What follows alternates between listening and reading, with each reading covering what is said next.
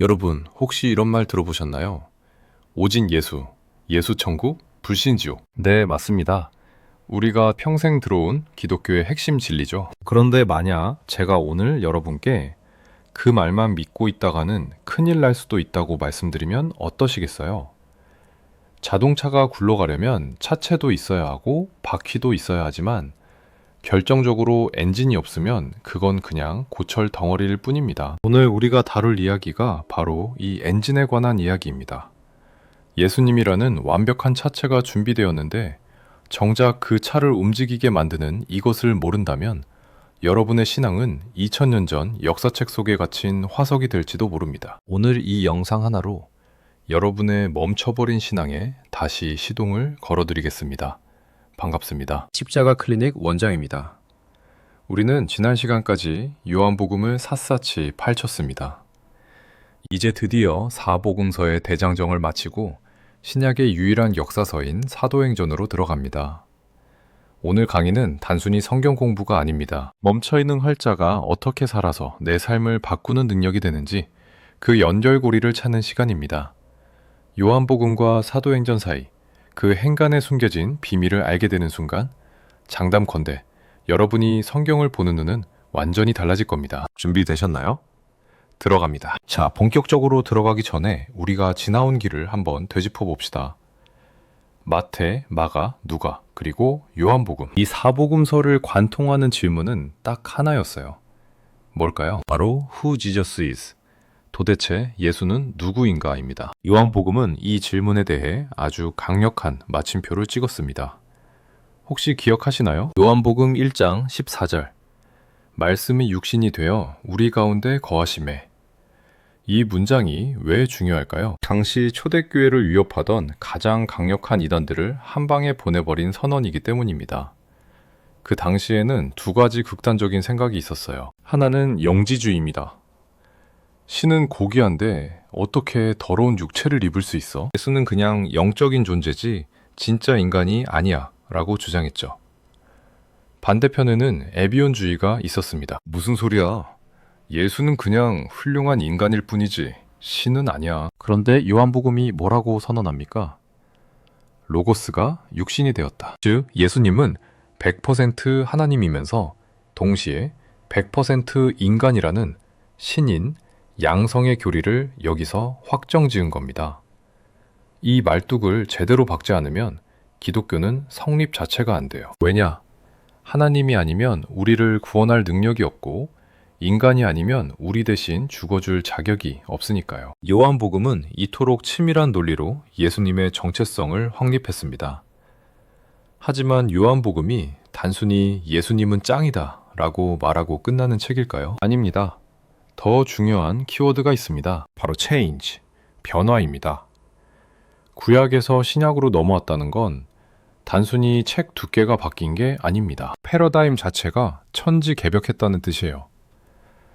여러분 요한복음 2장의 가나의 혼인잔치 기억나시죠? 예수님이 물로 포도주를 만드신 첫 번째 기적. 이거 그냥 예수님 능력 좋으시네 하고 넘어가면 하수입니다. 여기서 진짜 중요한 건 포도주가 떨어졌다는 상황이에요. 잔치집에 술이 떨어졌다는 건 잔치가 끝났다는 뜻입니다. 더 이상 흥이 없고 기쁨이 말라버린 상태. 이게 바로 당시 유통기한이 지난 유대교의 모습이었습니다. 형식은 남았는데 생명이 없는 종교. 율법은 있는데 구원이 없는 상태. 맛이 싹 가버린 신내나는 포도주였던 거죠. 그런데 예수님이 어떻게 하셨나요? 돌 항아리의 맹물을 극상툼 포도주로 바꾸셨습니다. 워터가 와인이 된 것, 즉 체인지. 이것은 선언입니다. 이제 맛없는 옛 종교, 율법주의의 시대는 끝났다. 나 예수가 주는 새로운 복음, 맛 좋은 새 포도주의 시대가 열렸다. 신약 성경 전체가 소리치고 있는 게 바로 이겁니다. 바뀌어라. 형식에서 본질로, 율법에서 은혜로, 건물, 성전에서 내 몸의 성전으로. 이 체인지의 물결을 타지 못하면 우리는 여전히 구약시대의 유대인처럼 껍데기 신앙생활만 반복하게 되는 겁니다. 자, 그럼 요한복음에서 사도행전으로 넘어가는 이 지점을 어떻게 이해해야 할까요? 제가 아주 쉬운 비유를 하나 들어드릴게요. 영화 연출 기법 중에 줌인 혹은 클로즈업 아시죠? 창세기 1장을 보면 하나님이 천지를 창조하시고 사람을 만들었다 하고 쓱 지나갑니다. 롱샷으로 전체 그림만 보여준 거죠. 그런데 창세기 2장에 가면 갑자기 카메라가 훅 들어옵니다. 흙으로 사람을 어떻게 빚으셨는지, 코에 생기를 어떻게 불어넣으셨는지, 아담과 하와가 어떤 대화를 나눴는지 아주 미세하게 보여줍니다. 이 원리가 똑같이 적용됩니다. 요한복음은 삼위일체라는 거대한 롱샷을 보여줬습니다. 아버지와 아들이 하나다. 내가 가면 보혜사 성령을 보내주겠다. 여기서 성부, 성자, 성령의 관계는 정립되었어요. 하지만 솔직히 말해서 요한복음만 읽고 성령이 구체적으로 뭐 하는 분이야? 라고 물으면 대답하기가 좀 애매합니다. 예수님이 진리의 영이다. 너희와 함께 있겠다. 정도의 약속만 주셨기 때문입니다. 어음만 끊어주신 거예요. 그럼 그 어음을 언제 현찰로 바꿉니까? 바로 사도행전입니다. 사도행전은 요한복음에서 흐릿하게 보였던 성령이라는 존재를 카메라 렌즈인지 앞까지 확 끌어당겨서 초근접, 클로즈업을 하는 책입니다. 성령이 오시면 정확히 어떤 일이 벌어지는지, 그분이 오셔서 왜 방언이 터지고, 왜 교회가 생기고, 왜 사람들이 뒤집어지는지 내가 아주 적나라하게 보여줄게. 이것이 사도행전의 지필 목적입니다. 그러니 요한복음이 이론편이라면 사도행전은 실전편이자 더 확대경인 셈이죠. 여기서 잠깐 사도행전으로 넘어가기 전에 우리가 반드시 짚고 넘어가야 할 인물이 한 명 있습니다. 신약성경 27권 중에 무려 13권, 아니 히브리서까지 포함하면 14권을 쓴 사람, 신약의 절반 이상을 혼자서 집필한 사람, 바로 사도 바울입니다. 여러분은 바울을 좋아하시나요? 솔직히 베드로가 더 정감 가지 않나요? 실수도 많이 하고 다혈질이고, 바울은 너무 똑똑하고 빈틈없어 보여서 좀 재수없게 느껴질 수도 있습니다. 그런데 하나님은 왜 예수님과 3년 반 동안 동고동락했던 수제자 베드로나 요한이 아니라 뜬금없이 굴러들어온 돌같은 바울에게 신학의 펜대를 맡기셨을까요? 이 질문에 답하지 못하면 사도행전을 절반도 이해하지 못한 겁니다. 베드로와 12제자들은 어부 출신입니다. 물론 성령 받아서 능력은 행했지만 구약 성경 전체를 꿰뚫어 보고 그것을 예수님의 십자가 사건과 논리적으로 연결해서 체계적인 교리를 세우기에는 죄송하지만 학문적 훈련이 부족했습니다. 반면 바울은 누구입니까? 그는 당대 최고의 석학 가말리엘의 수제자였습니다. 요즘으로 치면 하버드 법대 수석 졸업생이자 대법관 후보 1순위쯤 되는 엘리트 중의 엘리트였죠. 그는 구약 율법, 특히 모세오경에 통달한 율법의 대가였습니다. 하나님은 바로 이 점이 필요하셨던 겁니다.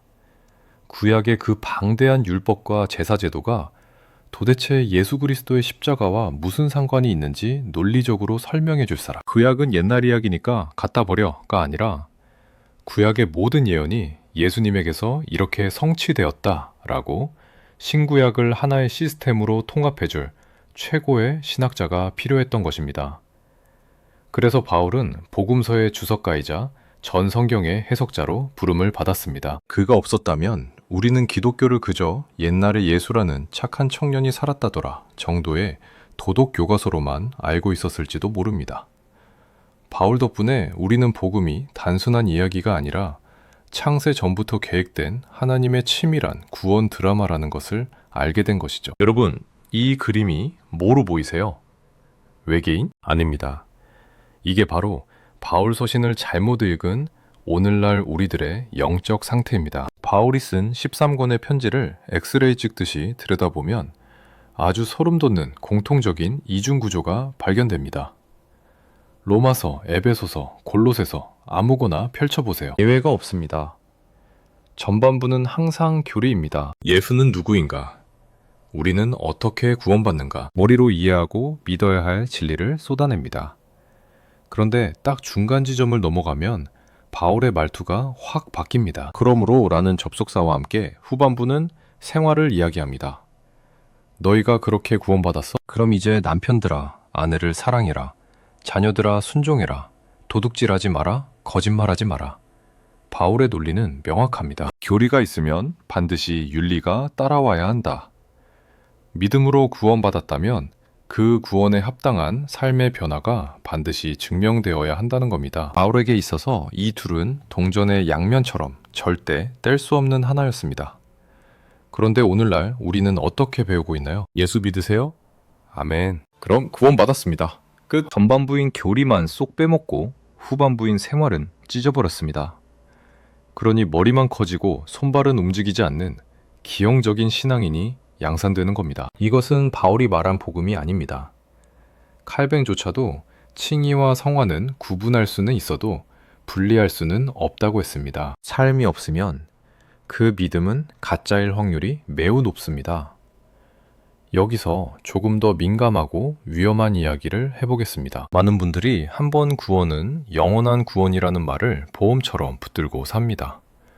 내가 예전에 수련회 가서 눈물 흘리며 영접 기도했으니까 난 천국행 티켓 따놓은 거야. 좀 막 살아도 어차피 천국 가겠지.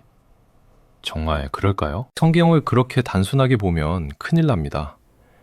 제가 존경하는 신학자 김세열 교수님이 한국 교회를 향해 던진 폭탄 같은 질문이 있습니다. 출애굽 1세대를 보라. 그들이 6월절 어린 양의 피로 구원을 받고 홍해를 건넜지만 결국 약속의 땅 가나안에 들어간 사람은 누구인가? 놀랍게도 60만 대군 중 여호수아와 갈렙 단 2명뿐이었습니다. 나머지는 다 광야에서 죽었습니다. 이것이 무엇을 의미할까요? 물론 광야에서 죽은 1세대는 다 지옥 같다고 극단적으로 해석하면 곤란합니다. 6월절 어린 양의 피, 능력을 무시하는 게 되니까요.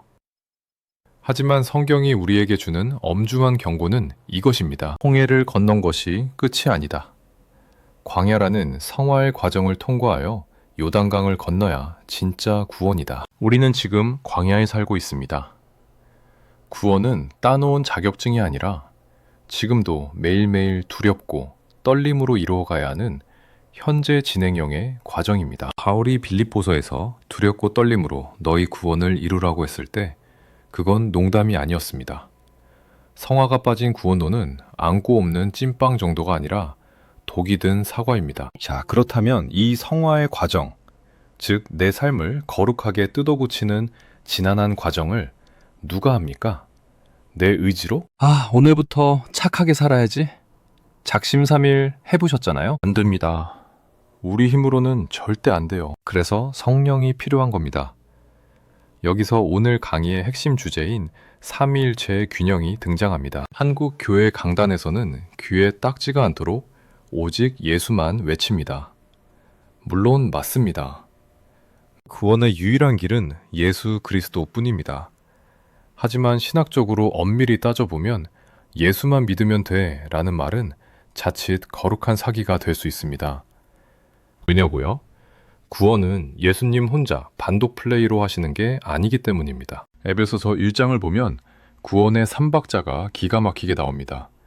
첫째, 성부 하나님입니다.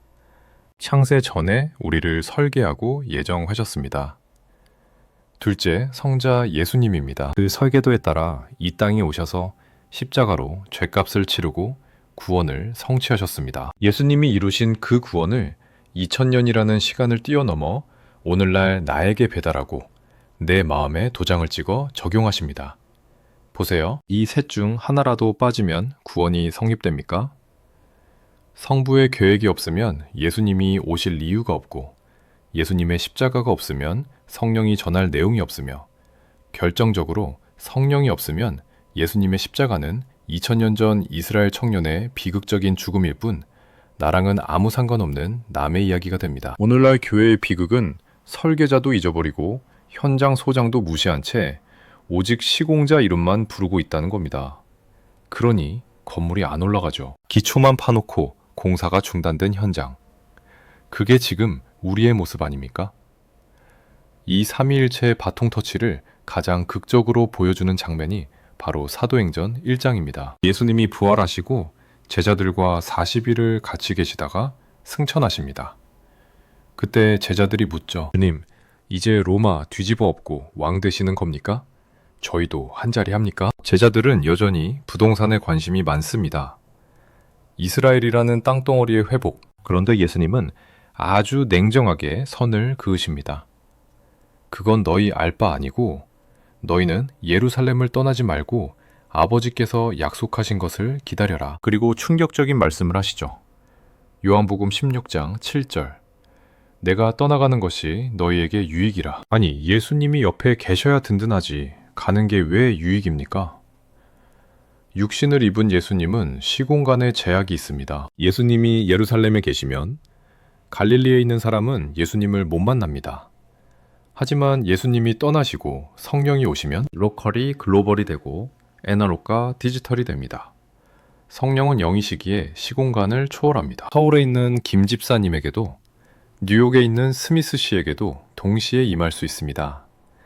이것이 바로 굿바이 지저스가 축복인 이유입니다. 사도행전은 예수님의 사역이 끝난 게 아니라 예수님이 지상 사역에서 천상 통치로 사령부를 옮기시고 지상에는 성령이라는 최정예 사령관을 파견하여 작전을 수행하는 제2막인 것입니다.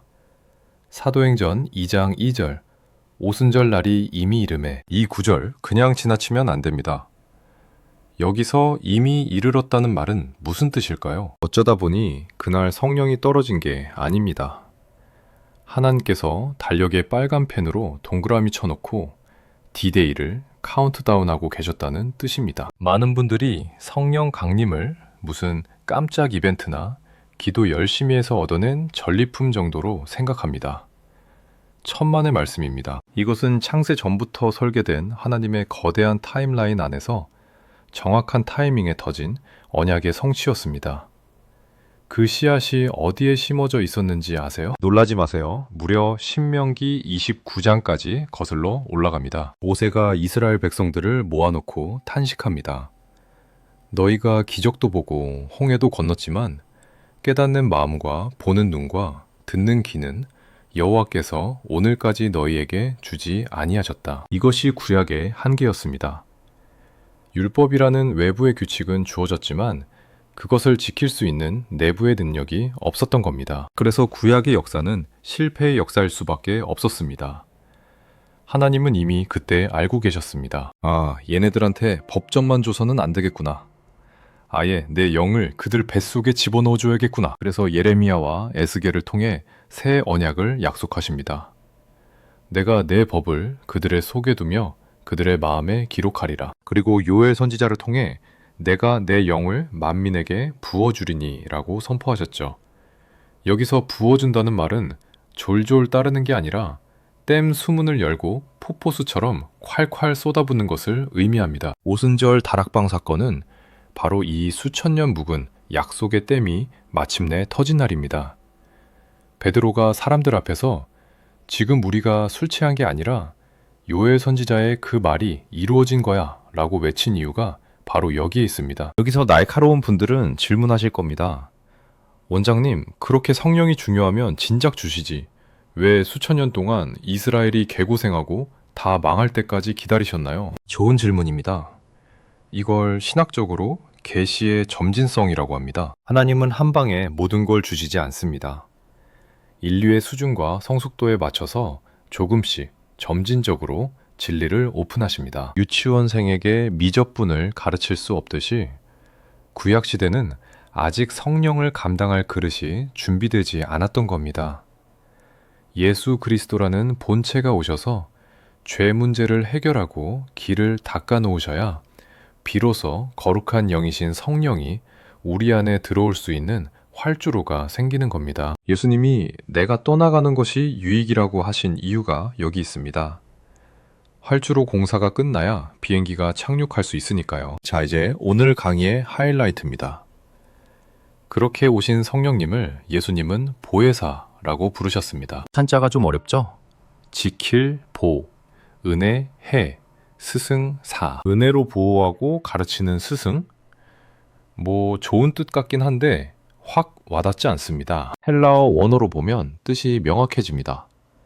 파라클레토스. 파라는 옆에, 크리토스는 부름받은이라는 뜻입니다. 즉, 내 옆에서 나를 돕기 위해 부름받아 대기하고 있는 자라는 뜻입니다. 제가 가장 좋아하는 비유는 9.11 구조대입니다. 여러분, 인생 살다가 내 힘으로 도저히 안 되는 불이 날 때가 있습니다. 질병, 파산, 관계의 파탄. 내 힘으로 꺼보겠다고 물동이 들고 뛰어다녀 봤자 화상만 입습니다. 그때 우리는 뭘 해야 합니까? 주머니에서 스마트폰을 꺼내 911을 눌러야죠. 신고만 하면 어떻게 됩니까? 내가 부르지 않아도 국가가 고용한 전문가들이 최첨단 장비를 들고 내 옆으로 출동합니다. 이게 보혜사입니다. 그런데 오늘날 크리스천들의 진짜 문제가 뭔지 아세요? 구조대가 바로 옆에 와 있는데 신고를 안 합니다. 성령님이 24시간 내 옆에서, 아니 내 안에서 제발 나를 좀 불러, 나를 좀 써먹어, 내가 도와줄게 라고 외치고 계신데 우리는 귀를 막고 아니에요, 제가 할 수 있어요, 저 혼자 해볼게요 라며 낑낑대고 있습니다. 이걸 영적 자존심이라고 쓰고 교만이라고 읽습니다. 보혜사는 헬퍼입니다. 카운슬러입니다. 변호사입니다. 이 엄청난 능력을 가진 분을 옆에 세워두고 왜 혼자서 그 고생을 하십니까? 기도는 하나님께 떼쓰는 게 아닙니다. 기도는 성령님, 지금입니다. 출동해주세요 라고 911 버튼을 누르는 긴급 호출입니다. 전화기가 꺼져 있으면 구조대는 오고 싶어도 올 수가 없습니다. 그렇다면 911 구조대이신 성령님이 출동해서 구체적으로 하시는 일, 즉 3대 미션은 무엇일까요? 사도행전 전체가 이 세 가지 기둥으로 받쳐져 있습니다. 첫째, 구속의 적용입니다. 앞서 말씀드렸죠? 2000년 전 십자가 사건을 오늘 나의 사건으로 만드는 것.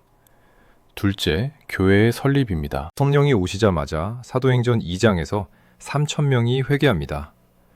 구약의 건물 성전 시대가 끝나고 사람 성전의 시대가 열렸습니다. 따뜻한 피가 흐르는 저와 여러분의 마음속에 텐트를 치셨습니다. 셋째, 땅끝 선교입니다. 성령은 고인물을 싫어하십니다. 계속 흘러가게 만듭니다. 사도행전은 베드로에서 바울로 뻗어나가는 구조입니다. 만약 내 신앙이 나 혼자만 잘 먹고 잘 사는데 머물러 있다? 죄송하지만 성령 충만한 상태가 아닐 확률이 높습니다.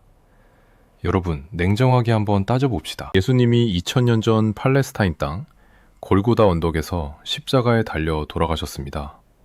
이건 팩트입니다. 그런데 그 사건이 오늘 대한민국 서울에 사는 나, 21세기를 살아가는 나와 도대체 무슨 상관입니까?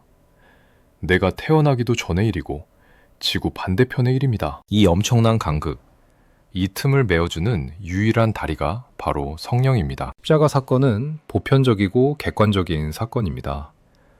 마치 예수님이 100억짜리 수표를 발행해 놓으신 것과 같습니다. 하지만 그 수표가 은행 금고에만 있으면 뭐합니까? 성령 세례는 바로 그 수표를 내 통장에 입금시키는 주관적이고 체험적인 사건입니다. 성령이 오시면 2000년 전에 그 십자가 현장이 마치 지금 내 눈앞에서 벌어지는 현재의 사건으로 느껴지기 시작합니다. 시간과 공간이 압축되는 겁니다. 이 관계를 설명할 때 제가 가장 즐겨 쓰는 비유가 있습니다. 바로 아하브, 즉 결혼입니다. 결혼식은 단회적인 사건입니다. 평생 딱 한 번 서약하고 끝납니다. 십자가 사건이 이와 같습니다. 예수님이 2번 죽으실 필요 없습니다.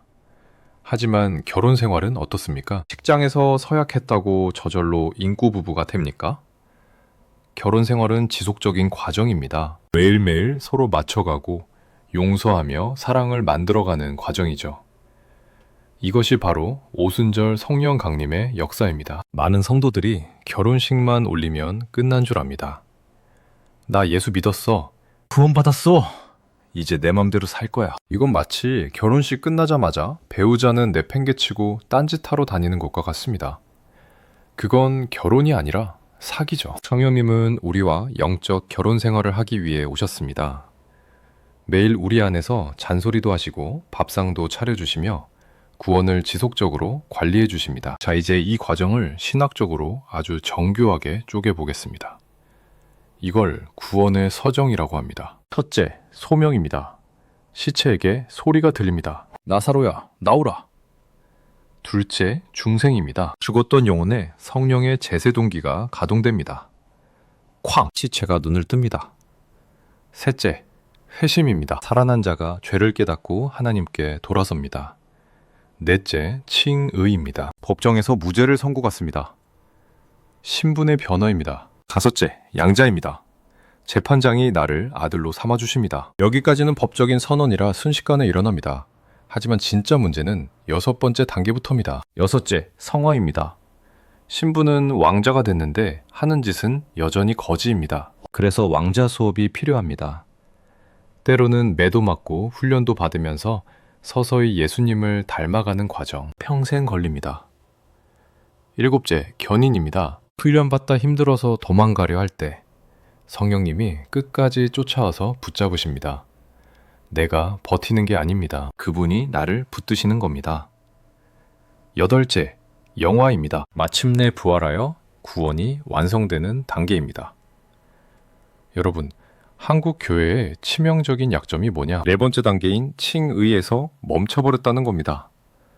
나 무죄 선고받았어. 할렐루야 하고 여섯 번째 단계인 성화의 훈련소로 들어가지 않습니다. 이것이 바로 김세윤 교수님이 경고한 구원파적 구원론의 실체입니다. 바울은 이스라엘 백성들이 홍해를 건넜지만 광야에서 다 엎드러져 죽었다고 경고합니다. 우리의 구원은 얼레디와 난예트 사이에 있습니다. 생명이 들어왔는데 어떻게 시체가 가만히 있습니까? 혼영이 들어왔는데 어떻게 삶이 안 바뀝니까? 그건 불가능합니다. 여러분, 영화 신들러 리스트 기억하시죠? 가스실로 끌려가 죽을 수밖에 없는 유대인들 중 결국 살아남은 사람은 누구였습니까? 돈 많은 사람? 똑똑한 사람? 아닙니다. 오직 오스카 쉰들러의 명단에 이름이 적힌 사람뿐이었습니다. 이 명단은 생명이다.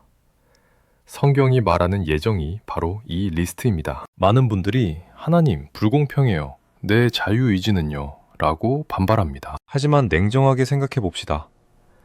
만약 구원이 내 선택이나 내 노력에 달려있다면 오늘 기분 좋으면 믿고 내일 기분 나쁘면 안 믿는 우리 중에 누가 천국 갈 수 있겠습니까?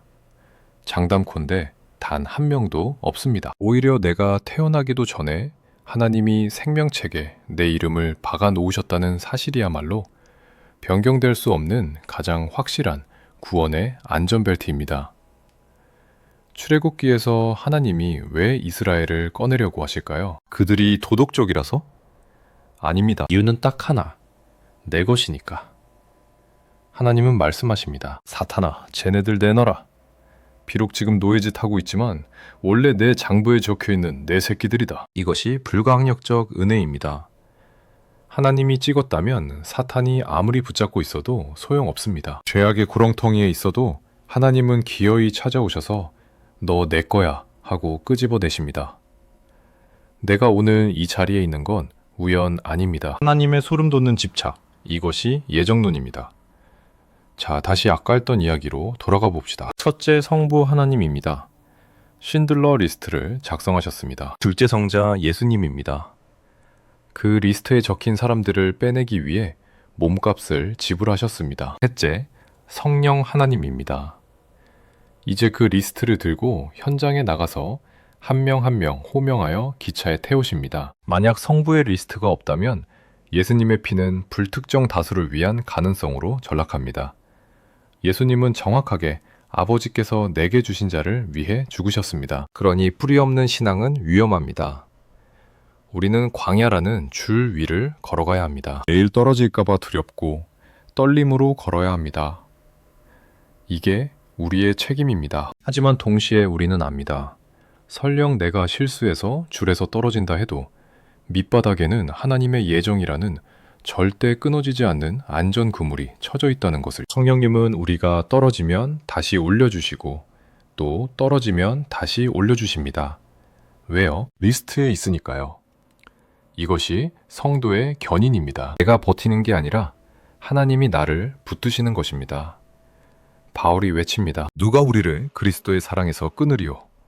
이 배짱, 이 확신, 이것이 예정론을 믿는 자의 특권입니다. 요한복음 1장 14절 말씀이 육신이 되어 우리 가운데 거하심에, 여기서 거하심에는 원어로 텐트를 치셨다는 뜻입니다. 하나님이 우리 가운데 캠핑하러 오신 겁니다. 구약시대의 하나님은 저 멀리 성전 깊은 곳에 계신 무서운 분이었습니다. 그런데 예수님이 오셔서 선언하셨습니다. 이 성전을 헐라 내가 사흘 만에 일으키리라. 이제 돌로 지은 건물은 끝났고 예수님의 육체가 성전이 된 것입니다. 여기서 끝이 아닙니다. 예수님이 승천하시면서 그 성전이 다시 한번 이동합니다. 어디로요? 바로 우리 안으로입니다. 사도행전 2장의 오순절 성령 강림은 성전의 이사입니다. 하나님의 본부가 이제 예수를 믿는 저와 여러분의 몸속으로 들어와 버린 것입니다. 바울이 소리칩니다. 너희는 너희가 하나님의 성전인 것과 하나님의 성령이 너희 안에 계시는 것을 알지 못하느냐? 이것이 신약의 혁명입니다. 성전은 강남에 있는 건물이 아닙니다. 지하철을 탄 여러분, 설거지하는 여러분, 성령을 모신 여러분이 걸어다니면 그곳이 곧 움직이는 성전이 되는 것입니다. 그런데 오늘날 우리는 다시 건물에 집착합니다. 수천억 들여 짓고 성전 건축이라 부릅니다. 아닙니다. 그건 예배당 건축일 뿐입니다. 성전은 이미 우리 몸으로 완성되었습니다. 유대인들이 왜 망했습니까? 본질은 잃어버리고 껍데기인 건물만 붙들다가 망했습니다. 진짜 예배는 무엇입니까? 너희 몸을 거룩한 산 제물로 드리라. 직장에서 정직하게 일하고 가정에서 사랑으로 섬기는 것, 내 삶의 현장이 제단이 되는 것, 이것이 진짜 성전된 자들의 예배입니다. 이 성전 개념의 변화는 곧 이스라엘 개념의 변화입니다. 구약은 혈통적 유대인이었지만 신약은 믿음으로 묶인 영적 이스라엘입니다. 갈라디아서 3장 28절 유대인이나 헬라인이나 다 하나입니다. 그러니 교회 건물의 크기를 자랑하지 마십시오. 성도 한 사람 한 사람이 얼마나 거룩하게 사느냐가 교회의 진짜 사이즈입니다. 구약 백성들은 돌판에 법을 받아서 실패했습니다. 밖에서 강요하니 안에서 반발했죠. 하지만 신약의 새 언약은 다릅니다. 내가 나의 법을 그들의 속에 두며 그들의 마음에 기록하리라. 성령님이 오셔서 우리 마음판에 하나님의 법을 문신처럼 새겨버리셨습니다. 이제는 억지로 지키는 게 아닙니다. 내 안에 계신 성령님이 하나님 뜻대로 살고 싶어 라는 거룩한 소원을 일으키십니다. 이 시스템은 실패할 수가 없습니다. 법을 지키게 만드는 주체가 내 안에 사시는 성령 하나님이시기 때문입니다. 많은 분들이 성령님을 무슨 건전지나 포스 같은 에너지로 착각합니다. 그래서 주유소처럼 가득 채워주세요 라고 외칩니다. 틀렸습니다. 성령님은 그것이 아니라 그분, 즉 인격체이십니다. 성령을 근심하게 하지 말라. 전기는 근심하지 않습니다. 인격체만이 근심합니다. 성령 충만은 배터리 충전이 아니라 관계의 충만입니다. 룸메이트에게 말 한마디 안 걸고 투명인간 취급하듯 우리가 성령님을 그렇게 대하고 있지는 않습니까? 앞서 말한 911 구조대이신 성령님을 움직이게 하는 유일한 스위치는 기도입니다. 주문서 제출하는 기도가 아닙니다. 성령님, 저는 못합니다. 죄 힘으로는 이 죄를 이길 수 없습니다. 도와주십시오. 운전대를 넘겨드립니다. 라는 항복 선언입니다. 기도하지 않는다는 건 나 혼자 할 수 있어요. 라는 끔찍한 교만입니다. 전화기를 드십시오. 주님 하고 부르는 순간 여러분 안에 성령님은 즉각 반응하십니다. 말할 수 없는 탄식으로 우리를 위하여 친히 간구하시느니라. 너희는 성령을 따라 행하라. 여기서 행하라는 산책하다는 뜻입니다. 뛰는 게 아닙니다. 신앙생활은 성령님과 함께 걷는 산책입니다. 어린아이가 아빠 발등 위에 발을 얹고 따라가듯이 내 보폭을 그분께 맞추는 겁니다. 화가 날 때, 길을 걸을 때 수시로 그분께 말을 거는 것. 이것이 쉬지 말고 기도하라의 진짜 의미입니다. 자, 긴 시간 달려왔습니다. 정해 봅시다. 우리는 요한복음에서 예수님의 십자가라는 차체를 사도행전에서 성령님이라는 엔진을 확인했습니다. 바울은 최고의 엔지니어였고 구원의 서정은 내비게이션이었습니다. 하나님이 설계하셨고 예수님이 구매하셨으며 성령님이 지금 운전하고 계십니다. 이 완벽한 삼위일체 시스템과 생명체계 리스트가 여러분을 천국까지 안전하게 모셔다 드릴 것입니다. 여러분, 이제 더 이상 반쪽짜리 복음에 속지 마십시오. 오직 예수 뒤에 숨어서 성화 없는 삶을 합리화하지 마십시오. 이제 911 구조대이신 성령님께 구조 요청을 보내십시오. 기도에 무릎을 꿇고 그분의 인도하심에 몸을 맡기십시오. 오늘 이 긴 영상이 여러분의 잠자던 영혼을 깨우는 나팔 소리가 되었기를 바랍니다. 내용이 유익했다면 구독과 좋아요, 그리고 주변에 신앙의 매너리즘에 빠진 분들에게 공유해 주십시오. 다음 시간에는 신약의 절정, 바울신학의 정수인 로마서를 들고 찾아오겠습니다. 죄가 무엇인지, 의가 무엇인지 아주 적나라하게 해부해 드리겠습니다. 지금까지 십자가 클리닉 원장이었습니다. 감사합니다.